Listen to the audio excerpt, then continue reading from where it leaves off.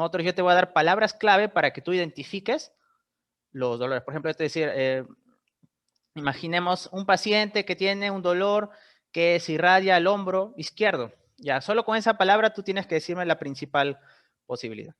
Ok, entonces eso es lo que buscamos. Vamos a iniciar entonces. Listo, examen físico de abdomen. Entonces, el abdomen tú lo puedes dividir en 4 cuadrantes o en 9.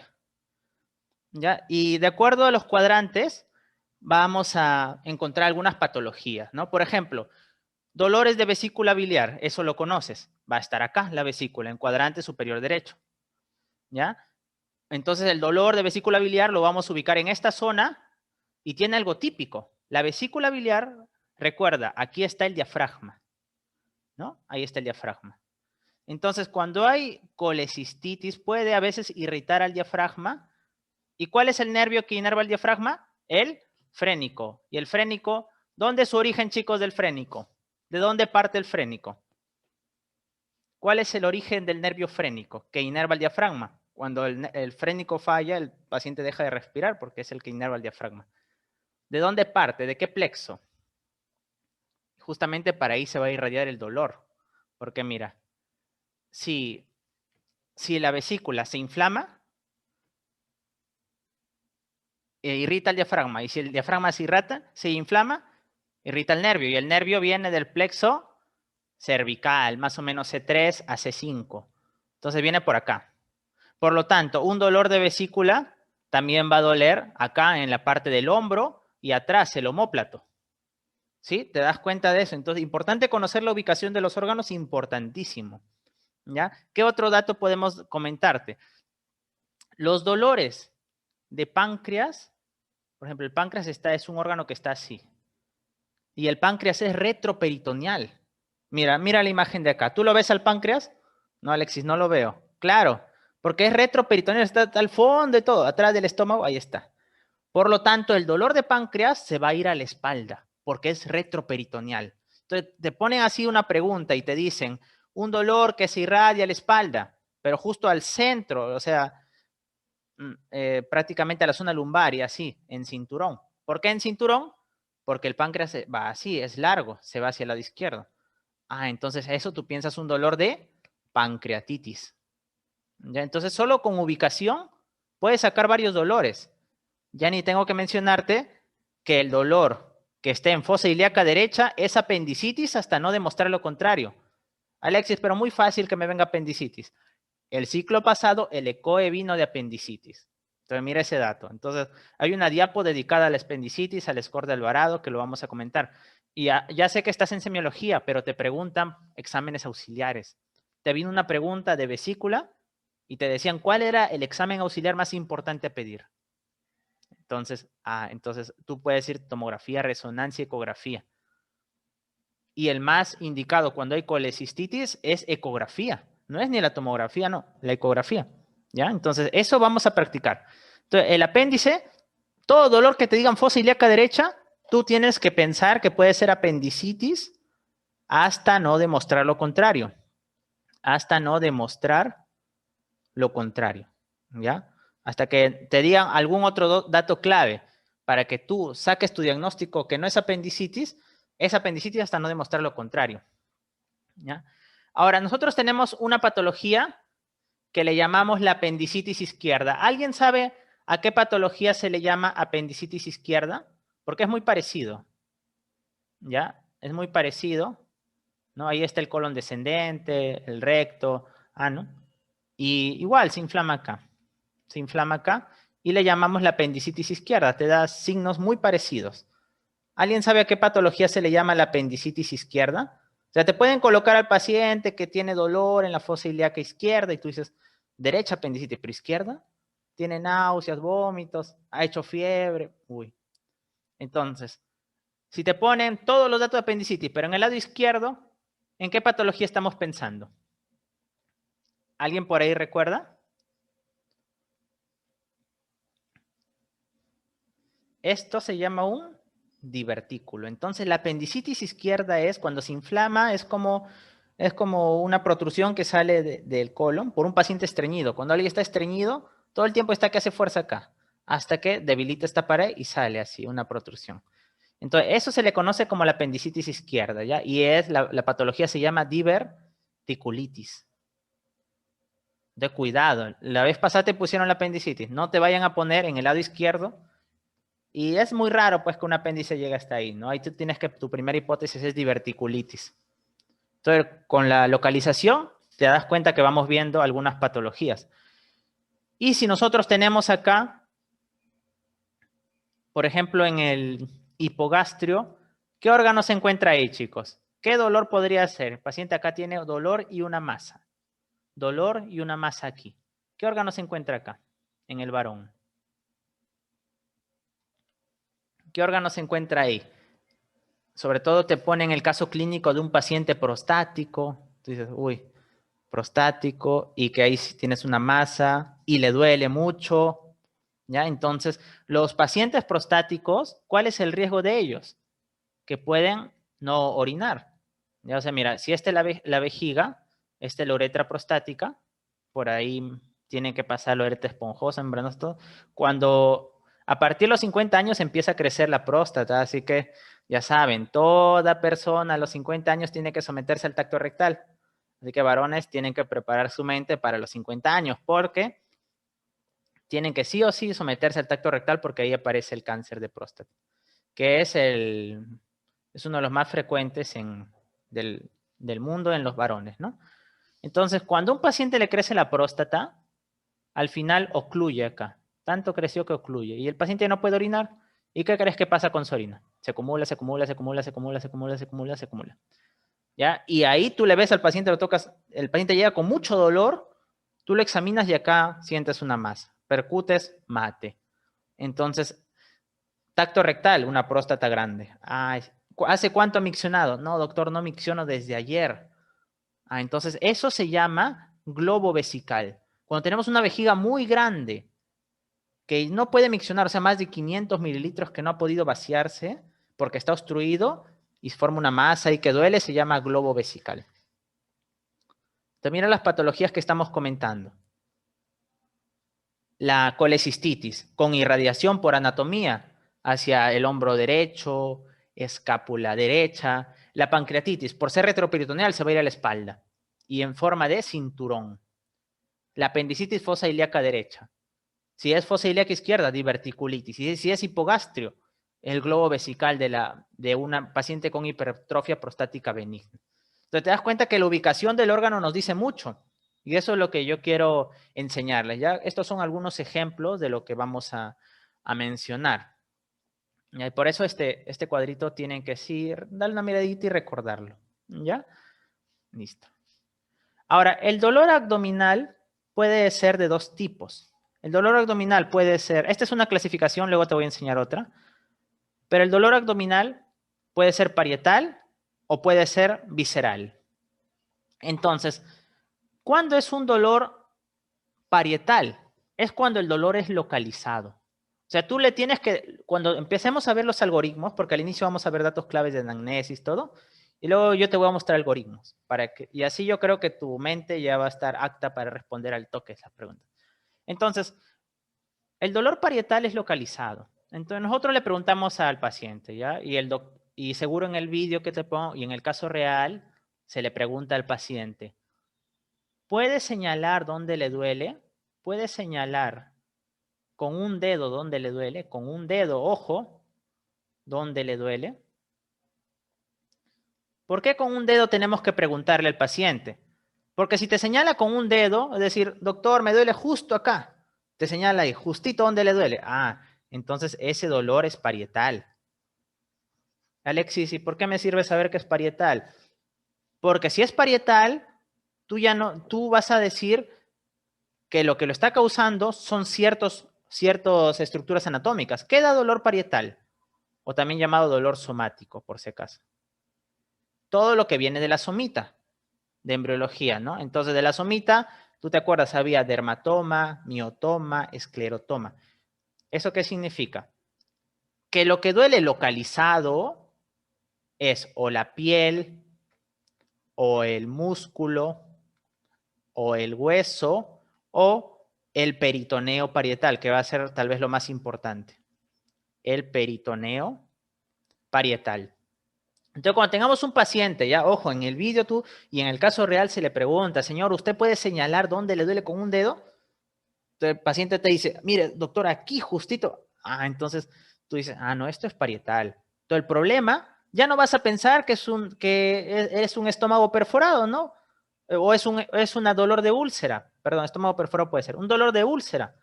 Porque la úlcera está, bueno, en un órgano.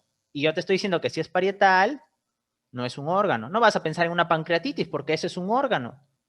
El parietal no tiene nada que ver con los órganos. Es piel, músculo, hueso y peritoneo parietal. Entonces, si el paciente lo localiza, ya sabes, está en piel, en músculo, en hueso o en peritoneo parietal. ¿Ya? Entonces, eso sí es importante. Por ejemplo, en piel, les pongo el caso, ya que recién han pasado la simulación de dermato. ¿Ya? Un paciente que tiene un dolor, miren cómo les puede venir el caso, un dolor urente, un dolor quemante, ¿ya? Y que aparecen lesiones vesiculares que siguen una misma franja llegando hasta el ombligo. ¿En qué pensarías? Dolor urente, quemante, aparecen lesiones vesiculares que siguen una franja y llegan hasta el ombligo. Herpes, claro, muy bien, Lorín. Herpes. Claro, muy bien, Rafael, excelente. Daniel, claro, excelente. Herpes, pero herpes zóster, ¿eh? Cuidado que hay herpes simple. Ese no. Herpes zóster. Entonces, herpes zóster, ¿ya? El herpes zóster tiene una característica. Primero duele y después aparece la lesión. O sea, en la práctica real, el paciente te llega con dolor, dice, voy a ver mi teoría, a ver, no hay lesiones de vesículas, no es herpes, no. Primero aparece el dolor y después tú lo internas al paciente a los 2 días la vesícula. Ah, sí era herpes. Entonces, ¿cómo lo sospechamos? Porque es un dolor urente, quemante. Y el paciente te localiza, él señala la franja. Ah, entonces tú dices, si está señalando es localizado, entonces o es piel, o es músculo, o es hueso, o es peritoneo parietal. Entonces, como puede ser piel, puede ser herpes. Si no, no puede ser herpes. O sea, si el paciente te llega y te dice, no, doctor, ¿sabe qué? Me duele todo esto, todo mi abdomen. Ah, entonces no va a ser herpes porque el herpes es localizado. ¿Ya? En el músculo, algo frecuente, hematoma de los rectos. Hematoma de los rectos.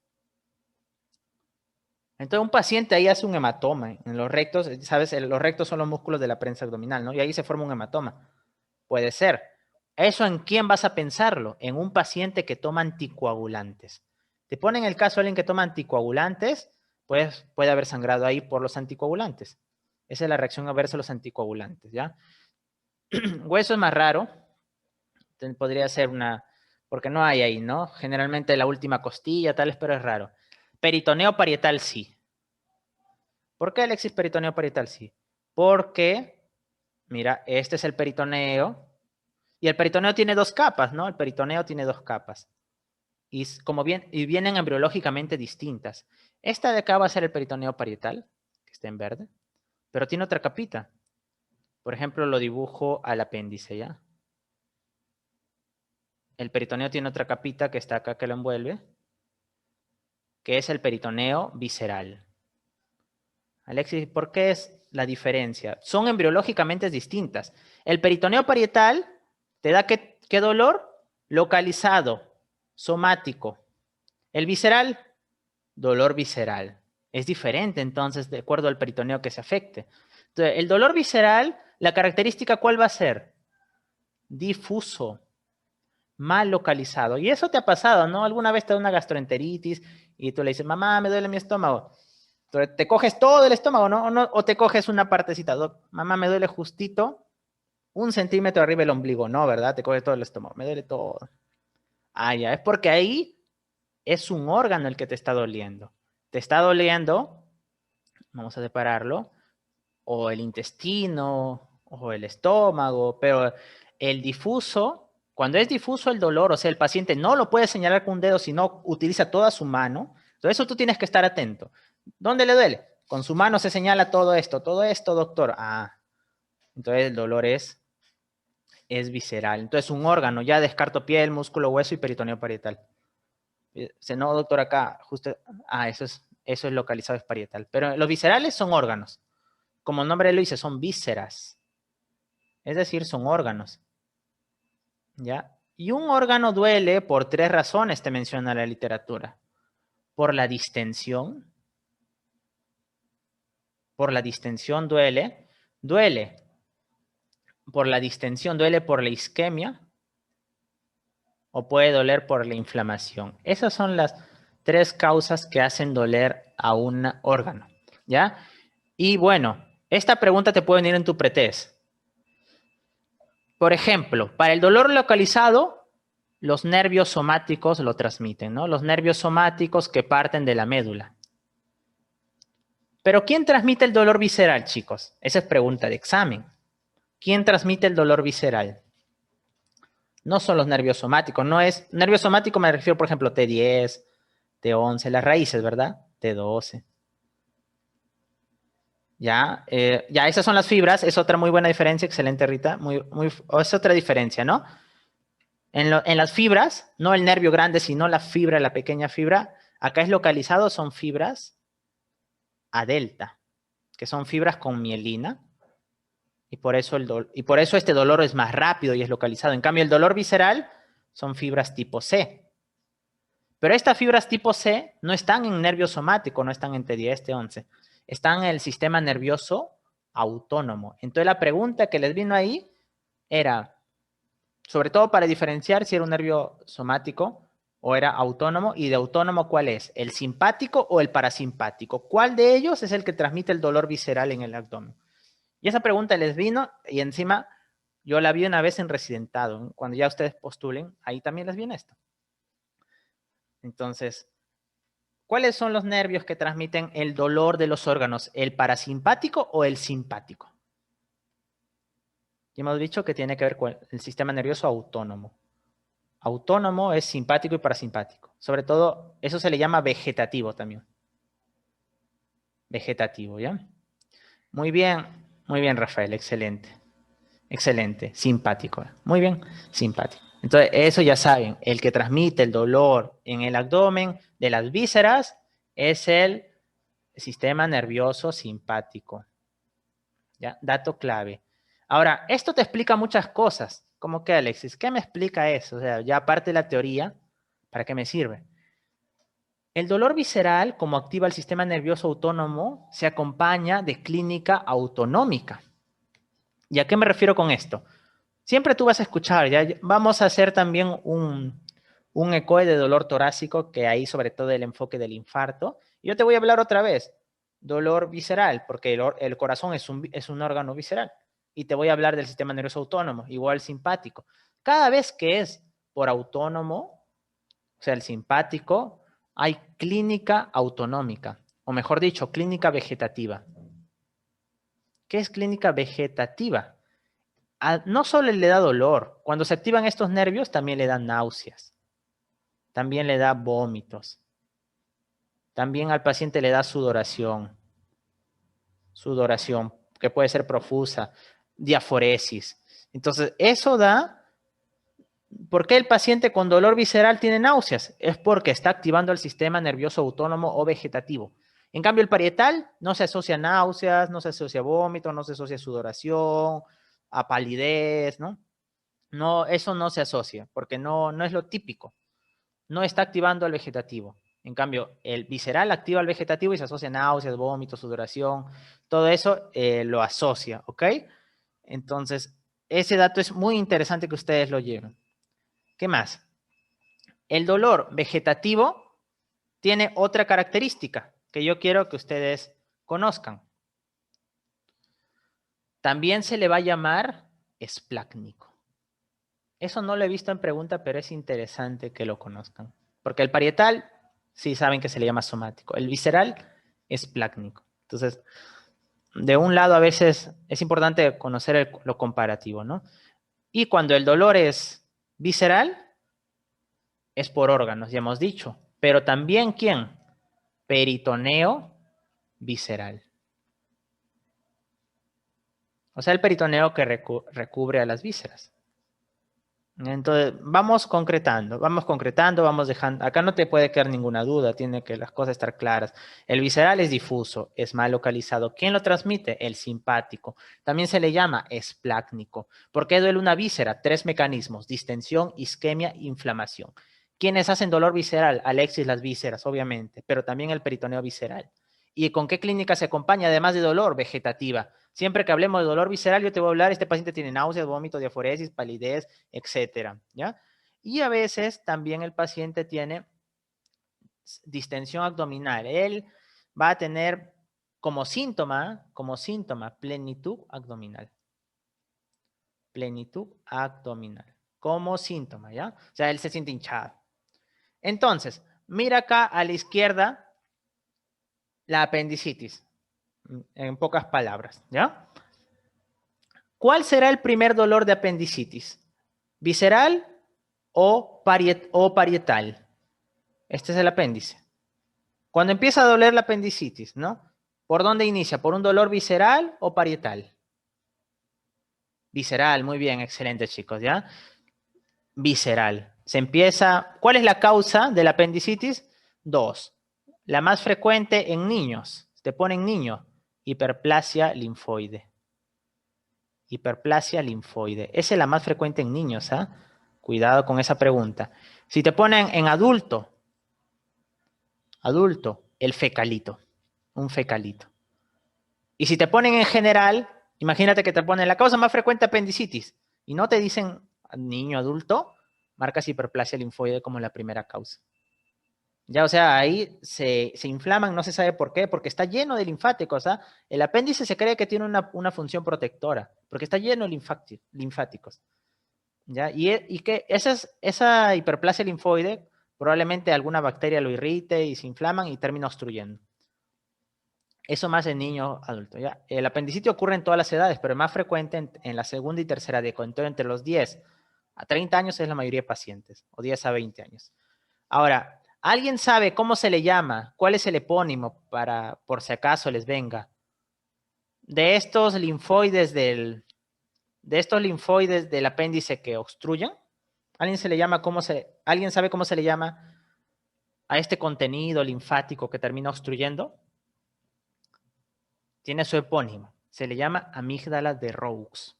¿Ya? Así como las amígdalas que tenemos, que es tejido linfoide, pero acá le han puesto amígdala. La palabra clave es Roux. ¿Ya? Entonces ya sabe las dos causas, niño adulto, listo. Es más grave por si acaso con fecalito, ¿ya? Es más grave. Listo, hasta ahí estamos. Ahora, se obstruyó, ¿ya? Independiente de la causa. ¿Qué va a pasar? Primero, se va a empezar a hinchar, ¿no? La primera fase le llamamos fase catarral o congestiva. Luego empieza a supurar, flemonosa. Luego se necrosa y al final se perfora. Entonces, ¿cuáles son las fases de la apendicitis? Primera fase, vamos a colocar acá fases de la apendicitis. Primera fase es la fase catarral. Hay edema, esa es la primera fase, ¿ok? En la segunda fase ya empieza a supurar y a la segunda fase nosotros le llamamos, a la catarral también se le llama congestiva. ¿Ok? A la catarral también se le llama congestiva. Y en esa fase solo hay menor flujo linfático, venoso, se obstruye, ¿ya? Luego la segunda fase se le llama supurada o flemonosa, ¿ya? En la tercera fase ya se necrosada o gangrenada. Y en la cuarta fase se perforada. ¿Ok? Entonces, mira, al inicio solo está que se inflama y se hincha el apéndice, catarral. Por lo tanto, en la fase catarral, y era la pregunta, ¿cómo inicia el dolor de apendicitis? Inicia como un dolor visceral y han respondido muy bien. Entonces, el primer dolor de la apendicitis, que es en la fase catarral, es un dolor visceral. Porque solo está que se hincha. ¿Por qué se hincha? Porque las venas y los linfáticos no pueden salir porque está obstruido todo y se quedan acá y lo hinchan. ¿Y a quién irritan? Al peritoneo visceral. ¿Ya? Pero llega un momento en que el apéndice se hincha tanto, Se hincha tanto, tanto. Acá voy a acercar un poco más al peritoneo parietal. En la vida real están cerquita, ¿no? Entonces, vamos a acercar un poquito más. Se hincha tanto, tanto, que termina haciendo contacto. Mira, se hincha tanto, tanto, que termina haciendo, irritando al peritoneo parietal. Que ahorita lo acerco para que quede mejor. Ya quedó el dibujo. Listo. Entonces, primero, en la primera fase catarral, se hincha el apéndice. ¿Ya? ¿Por qué? Como obstruyeron ahí, no puede regresar los venas y linfáticos. Eso lo hincha. En la segunda fase supurativa flemonosa, se hincha tanto que termina irritando al peritoneo parietal. Entonces, el dolor que aparece luego es un dolor. Primero aparece el dolor visceral y en la segunda fase el dolor es somático. ¿Ya? Ese dato no te puedes olvidar. Al inicio el apendicitis es dolor visceral y luego el dolor es somático. ¿Por qué? Porque contacta al peritoneo parietal. Por esta gran inflamación termina irritando al peritoneo parietal.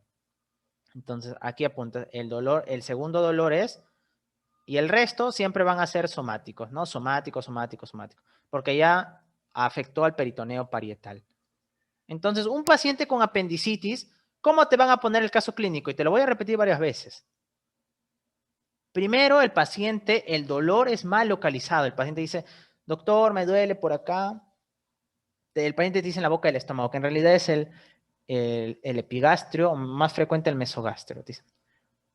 Y luego pasan 6 horas y el paciente dice, doctor, ya me duele acá en el lado derecho, abajo. Él mismo te dice apendicitis, ¿no? Porque él sabe que ahí está el apéndice, pero el dolor inició acá. Tú como médico tienes que sospecharlo desde que inició acá. Y ya te voy a enseñar cómo, cuáles son los truquitos. ¿Ok? Entonces, eso tienes que saber. Ahora, el dolor visceral tiende a referirse a la línea media. Ese es otro dato. Tiende a referirse a la línea media. El dolor visceral tiende a referirse a la línea media. Mira acá este esquema. Ese esquema es de dolor visceral o espláncnico. ¿Y por qué? En la embriología había un intestino medio y giró y se volvió intestino anterior, ¿no? Entonces, el intestino estaba acá en la mitad. Y luego fue girando, y los órganos se fueron, cada uno en su lugar se colocaron, pero todos empezaron acá. Por eso la inervación, y como es bilateral, ha quedado ahí, ¿ya? Y ahí están los plexos solares, todo. Entonces, el dolor visceral siempre va hacia la línea media. Pero en la línea media tenemos 3 cuadrantes. Este es epigastrio, ¿verdad? El de en medio, periumbilical o mesogastrio. Y el inferior, hipogastrio, o también llamado zona púbica. ¿Ya? Entonces, los órganos que están más arriba, el dolor se refiere a la línea media, pero a la parte superior, al epigastrio. ¿Quiénes? Estómago, duodeno, hígado, vesícula, colédoco, páncreas. Cuando ellos duelen, de forma visceral, te dice el paciente, me duele la boca, el estómago, te dice, pero es el epigastrio. ¿Ya? ¿Hasta dónde? Hasta el duodeno, ¿verdad? El resto del intestino delgado, pasando el duodeno,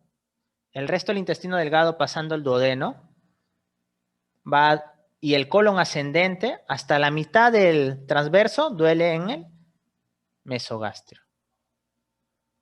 Y la parte final, duele el colon y los órganos pélvicos duelen en el hipogastrio. Entonces, cuando el paciente te diga, doctor, me duele acá, pero en la línea media, ya. ¿Qué tan arriba? Entonces tú ya vas pensando, ¿no?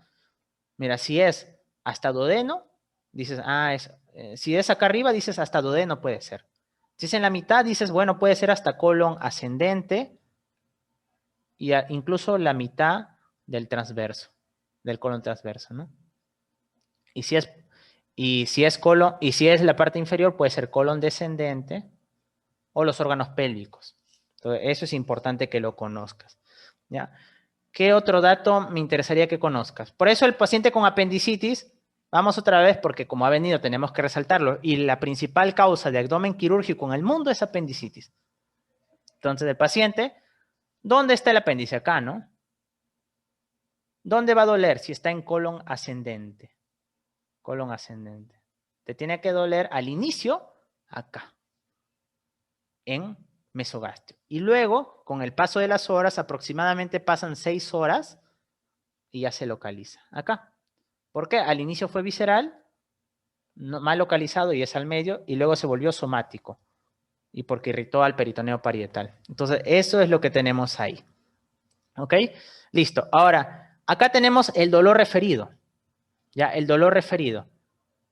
Por ejemplo, lo que te mencionaba, ¿no? Mira, la vesícula, su neurona, llega al mismo lugar que la neurona del omóplato. Por eso el dolor de vesícula biliar, el cólico biliar se le llama, también duele a nivel del omóplato homolateral, del omóplato del hombro, pero del lado derecho, ¿ya?